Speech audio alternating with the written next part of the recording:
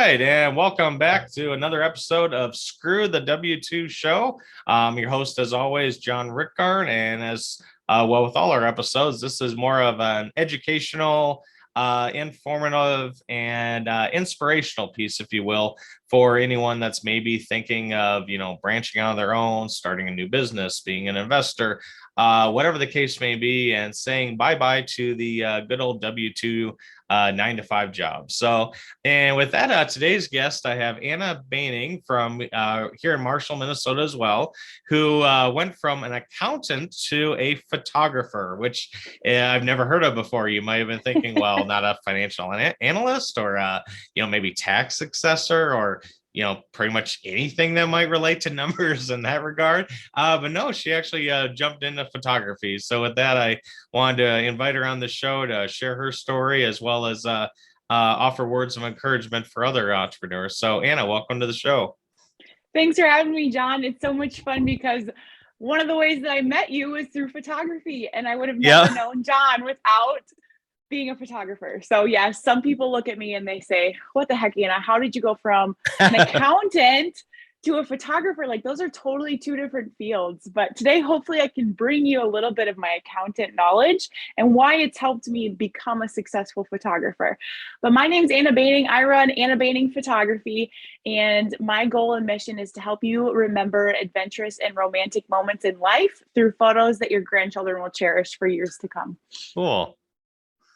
So, and I can tell she's a great photographer. If you've seen my YouTube videos with all my, ugly mug shots, that was her, as well as on my Facebook of our now 9.5-month-old son. Was her photography as well. It's been a fun journey, that's for sure. Yes. So maybe Anna, maybe you can, kind of first off, just take a, step back or bring us back to your, I don't want to say normal, but back to your W2 job. Like, what was a, I don't know, normal day for you, or was there a normal day, or how did that go? Yeah, totally. So I graduated from college in 2019 with my accounting degree, and I immediately went to work for a construction firm as a cost accountant. And I was there for 1.5 years before I met my husband, moved to Marshall, Minnesota, and then worked for a public accounting firm. So there's two different ways that you can go into accounting as an accountant. You can be in a private industry, or you could be in the public industry. Lots of people think of the public industry because it's the tax accountants, they do auditing.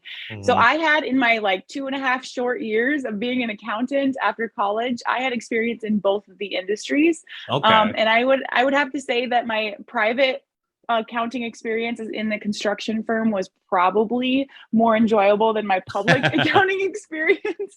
But both of them were great. My last job in the public accounting firm, it was very regulated by a busy season. So tax season is the craziest season for accountants, but some people don't realize that auditing season can be just as crazy. So I worked for a small public accounting firm, which means that we did both. I didn't get to choose between tax or audit. We did both. So I started in the summer. I was only in public accounting for 6-7 months. I was not cut out for it, clearly. But during that time, I did a lot of auditing, and I would work some weeks I'd be twiddling my thumbs. I wouldn't have much to do. And then the next week we'd be auditing a school district, and I would put in 80 hours auditing. Oof. So It was very unpredictable, which kind of helped me when I became a photographer. And my schedule is crazy still. Some weeks I twiddle my thumbs, some weeks I put in 80 hours. So in some ways they're the same. Exactly. Yeah. So with that, and maybe you've kind of alluded to this, although maybe there was maybe a bigger story behind it, but what was kind of, after 2.5 years, what was your, I don't know, aha moment, or this isn't for me, or I got to get out of here, or whatever you felt, what was kind of that switching point for you? Yeah, so it was right before Christmas, probably right after Thanksgiving, between Thanksgiving and Christmas, when all the partners in the public accounting firm, scheduled meetings with all of the tax and accountants or the staff Okay. accountants. And so I had a meeting with all of the partners, and they were talking to me about what my tax season schedule would look like. And here I was already like miserable in my job because I don't know if you've ever met accountants, but sometimes they're not the most easy to work with. Yep. Some are better than Yeah. others, but yeah, I understand. Yes, 100%. Some are better than others. But I'm a bubbly personality. I love to talk with people, and I don't like to just grind all day long. I need to have some breaks and some social influence. And so um, it wasn't the best atmosphere for my personality. But I Okay. was talking with the partners. They were talking about how it might be like 90-hour weeks. And I was like, I don't even like being here for 40 hours a week. Yeah. I don't want to put in that much time and be stressed out all the time about going to a place I don't love. And so I kind of had a come to Jesus moment, and I was like, this isn't what I want to do. I'm already photographing weddings. I already have a clientele basis. I might as Okay. well give it a shot. So the next week after I told the partners, okay, like this sounds great, I wrote a resignation letter and submitted it, and they were kind of like blown out of the water. They were like, what's happening? And I was like, yeah, I'm a little crazy, but Yeah. So, oh no, that's fine. Yeah, I think we all are in those positions from time to time, and there just gets to be a point of you gotta uh, take a risk, I guess. And absolutely. kind of thinking about the bubbly personality. You're probably not the person of, hey, guess what? You only owe Uncle Sam $14,000 this year. But maybe if it was on a refund, then it's like, all right, this person's getting a refund. We'll give them to Anna. Like, oh, this person's got 3 years of back taxes. Let's give that to Chris. He's Yeah, more of a totally. maintaining person. So They probably would give it to me though, because I'd break the news lightly at least. yeah. So obviously you mentioned, you wrote your resignation letter. I know you said you already had a clientele and had started doing some photography, but like when you did a resignation letter, was it I'm done, see you later? Was it 2 weeks, or what was what were kind of the next steps after that? Yeah, so something kind of interesting about the public accounting firm is that as an accountant, you could just go out on your own. I could just go do taxes by myself if I wanted to. Okay. There would be some like fees I'd have to pay the government to get my license or whatever. But Sure. so they were a little bit concerned that maybe I was just going to go do that. So it wasn't like a 2 weeks notice. It was kind of like wrap up your projects and see you later kind of Gotcha. thing. So I think I was there for maybe another week after I submitted my resignation letter. I was just, and one of the funny things too is I was rebranding for them, which kind of goes back to the photography experience.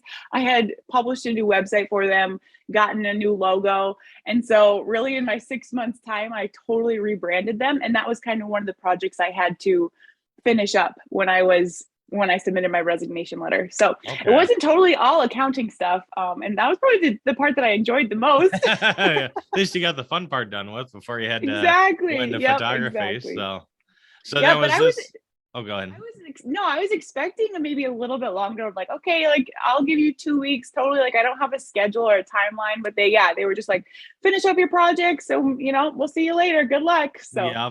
So yeah, I had a similar, well, not quite similar, but when I decided to leave my W-2, I wanted to give a month, heads up and just say, hey, here are all these projects. I want to do hands off to my, successor with all my customers. And long story short, one of the higher ups that was kind of a jerk and actually didn't stay on much longer after I left. He was like, nope, you're done immediately. It's like, okay, well, here's my to-do list, have fun. So I right. wanted to help out and, get some things off the slate, but okay, if higher up says that, well, so be it, whatever. Yep. And the So, funny part was about maybe less than a month after I quit, one of the administrator, or not like the administrative assistant, called me in and says, hey, can you come help me with something on our website? I was like, oh, sure, whatever. Like it's going to take 5 minutes, but yeah.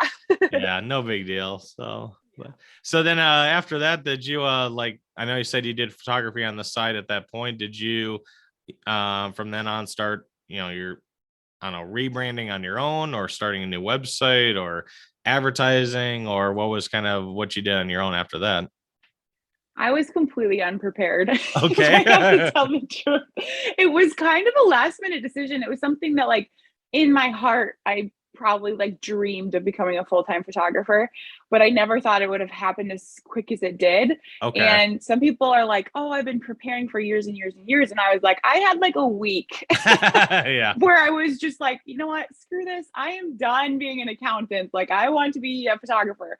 And I just did it like on a whim. So maybe not the best choice for everyone, but I was in a situation where I had enough savings saved up that like I told myself, okay, I can pay my mortgage for 6 months There to a you go. year if I completely flop as a photographer. So I had Sure. kind of that safety net where I was like, okay, I can do this. Like, and then another safety net was I was getting married in like 4 or 5 months, so I knew that I would have benefits There through you my go. Yeah. husband.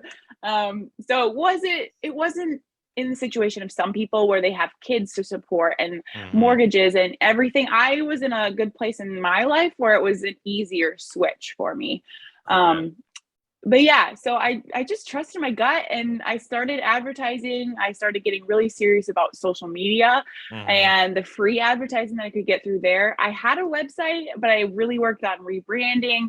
At that point, I was AB photography, which like who's AB? I don't know, you know? Yep. So eventually I switched to Anna Behning photography, which really then it really gave me a personal brand. Okay. People started knowing who I was and how to find me instead of, I don't know, who's AB? I don't know. Sure. Suppose that would help for, back in the days when we actually had yellow pages when you go through alphabetically and see A, B, but Right. now half the people probably listening to this is like, where are the yellow pages? I just go on Google, but Yeah. Yeah. I don't even know. No, just kidding. yeah. So with all those steps you took, you said you had a safety net, you were getting married in 4 to 5 months. So benefits, which I think is probably a big hindrance for a lot of people living or leaving the 9 to 5. It's like, well, gee, I got insurance. I have a 401k. I have dental. I have maybe a few have a pension or whatever the case may be. From the time that you left your, accounting job to where, I don't know how you say what, like you felt on firm footing, so to speak. How long did that take? You know, I never had a like, oh crap, what have I done moment. Okay. I was lucky enough to, and maybe this attests to my personality a little bit too, is that I knew that if it wasn't going to work out, I was not above going to get a job at Walmart. Like Okay, sure. if I was not creating an income that was sustainable, I would have gone and been a barista or done something that like I created income for myself. So I Hmm. never had an oh crap, how am I going to pay my mortgage or how am I going to put gas in my car kind of Sure. thing. And I think I was lucky in that way because I think a lot of entrepreneurs do have moments where they're like, "What have I done? I can't pay my mortgage next." Yeah. But yeah, I was really lucky, and the community that I'm in and the people that I know have really supported me through this journey. So I've been lucky in that way. That's good. So, and when you handed in your resignation letter, what was your, freedom day per se? Do you remember exactly, or is it just kind of like sometime in, I don't know, a few years ago? I don't know. Yeah, honestly, like it wasn't that long ago. I don't really remember. I probably went home and took a nap, to be honest. But I do remember that it was like right before Christmas. Like I think it was like December 20th or something like that. Okay. And so I had already had a plan to like go visit family and celebrate the holidays. So I think really my like, oh crap, I'm actually an entrepreneur moment was at the beginning of January, which if you're a photographer in southern Minnesota, would not recommend starting your full-time business in the dead of winter. Yeah. Unless you have a um, lot of people that like, hey, we want you to photography our a polar bear plunge or our right. ice fishing or I don't know. Yeah, but it was maybe a blessing in some ways because I had more time to work on the business side of things before I got busy with the creative side of things. So, Okay, that makes sense. So, all yep. right. Do you have any regrets from leaving your day job or W-2 job? No regrets. I do miss benefits. I mean, Sure. that's just something that's nice. Luckily, I'm married now, so I can mooch off my husband a little for benefits.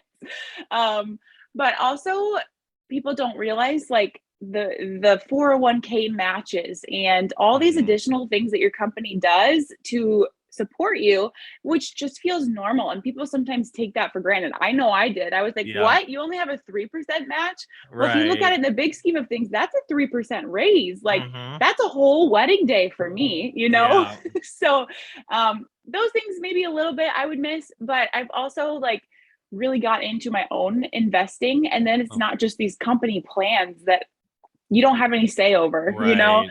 So I have a lot more say over my investing and how much I want to put in. And it's made me a lot more financially literate in that sense. Sure. No, that makes sense. And yeah, a lot of people don't know too, where I mean, I have a, solo 401k myself, and everyone's tax situation is a little different. I mean, of course, I'm talking to a former accountant, of course, she knows that. But if you're on your own, a traditional IRA, you're usually capped at about $6,000 annually for what you can put in.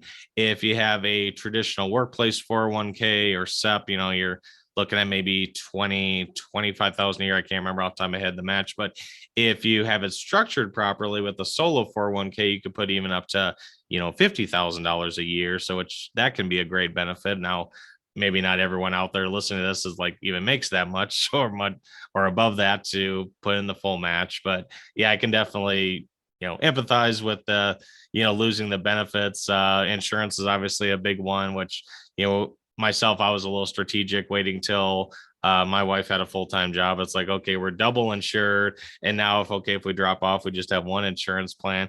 I think probably the biggest surprise that a lot of people have being self-employed is the FICA taxes, because I think we get a little spoiled with, at the time of this recording, it's about 7.65% of your paycheck is what you as a worker pay for. Like, okay, just under 8%, not a big deal. I can budget. That's like, oh no, you're self-employed. You get the lovely task of doing the employee and the employer side. So now you're looking at over 15%. And oh, by the way, there's no deductions, nothing that cuts that down. So, best of luck to you. I don't know if you had a similar experience, or with your accounting background, I'm at least hoping you knew about that. So it wasn't Yes. year one after the, like, I owe how much to Sam? I recommend to people that don't know how much to save, or if they're not good savers for tax season, is to put in, you can submit month or quarterly to the IRS an amount. However, if you're good with your money, do not recommend this. Why would you give the government your money earlier when you can personally invest that money and save Exactly. it for tax season? So if people ever ask me like, I don't know how to save for tax season, I'm just going to spend this money, invest quarterly, give it to the government as soon as possible. Otherwise, tax season's going to roll around and you're going to be like, I owe what? Yeah. And honestly, I was a little still sticker shocked, because I've always gotten a refund as a W-2 employee. Yep. And now as an entrepreneur, I was like, oh my gosh. But luckily I had put savings away. I That's was ready good. for it. This year I started monthly putting a dollar amount into a just a low interest bearing account, so that I could grow money and still save it for tax season instead of just having it in a savings account. So Sure. I'm making money right now on my taxes that I will submit to the government in April of next year. But also a way to save the money instead of just having it sit in my account where I can be like, coffee sounds great. Exactly. Yeah. Taxes, coffee. Let's do coffee. Right. So, Yeah, totally. but what is obviously done this now for a couple of years. What's been the best part of your journey, or maybe the biggest enjoyment you get out of being an entrepreneur versus being a 9 to 5 or 90-hour work week, I should say. I get to meet so many incredible people and capture moments for people that they will remember forever. And so people are a lot more appreciative of my work now than me telling you, hey, you owe this much money to the government. Yeah. But in a sense, I was lucky to have the understanding of finances. And my dad was an entrepreneur growing up. So I didn't have that, like, I don't know how to do this. It's just been ingrained in my brain from the beginning. So jumping into entrepreneurship wasn't as scary for me. For my husband, Okay. he was like, what the heck are you doing? Because he was the typical, his family, W-2s, Yeah. 401k, like that's the structure, 9 to 5. And now, I work 24/7. And one of the things I do miss about being a W-2 employee is like leaving work at work. I know some people don't have that luxury, but for me, in a sense, like if I had to put 90 hours in, I could still go home and like forget about it. But now Right. it's constantly on my brain. My running social media, like people will text me or DM me in the middle of the night, and I wake up to that. So those are kind of the switches, but I would not trade it for the world. I have just a passion, and it's almost like my vocation, the way that God has designed me to use my gifts to glorify Him. So I am incredibly blessed to do what I do. And to anyone out there that's listening and like debating about going for it, there is strategy to some of it. You do have to be in the right position. You don't want to drown your family or drown your Sure. life, put yourself in a lot of debt. But if it's going to make you happier and you're going to thrive and survive, go for it, because Mhm. you're going to be a happier person. Right. No, I agree. So, maybe as a final note for all those listening to this, if there's anyone that, maybe has wanted to, whether it's a photographer or whatever the case may be, start their own business or leave their job and, kind of become an entrepreneur, but they just, I don't know, feel stuck. Maybe it's the benefits holding them back. Maybe it's, I don't think I could ever succeed or whatever the case may be. What would be, your words of encouragement or advice you have for them for making that jump? Yeah. So I have a business coach. His name's Jai Long, and he is Oh, specifically for wedding photographers. But okay. his thing here, and he will say this to everyone, all of his podcasts, is set unrealistic goals, things that you don't believe that you can actually achieve. Like they're so far beyond, you're like, there's no way I could reach that goal. And write them down every single day in a notebook, in front, something that you're going to see in your cell phone. Set a reminder in your phone, like, so you see it every day, and only make decisions for that day that is heading you towards that unrealistic goal. Okay. So do one thing every day that's moving you towards that goal, and eventually you're going to get there. My goal for this year, I want to make $100,000. I want to be a six-figure wedding photographer. Nice. And it's a little bit mind-blowing. Like, as a wedding photographer, how can you make six figures, right? But I'm doing one thing every single day to get me towards that goal. And even if I don't make that goal, maybe I will next year. There you go. So, and hopefully there isn't an IRS agent listening to this like, oh, 100,000, we're going to get so much in tax revenue. I know. No, yeah. Cut that part out. Yeah. Well, we'll talk about adjusted gross income and gross income at a later time. So, all right.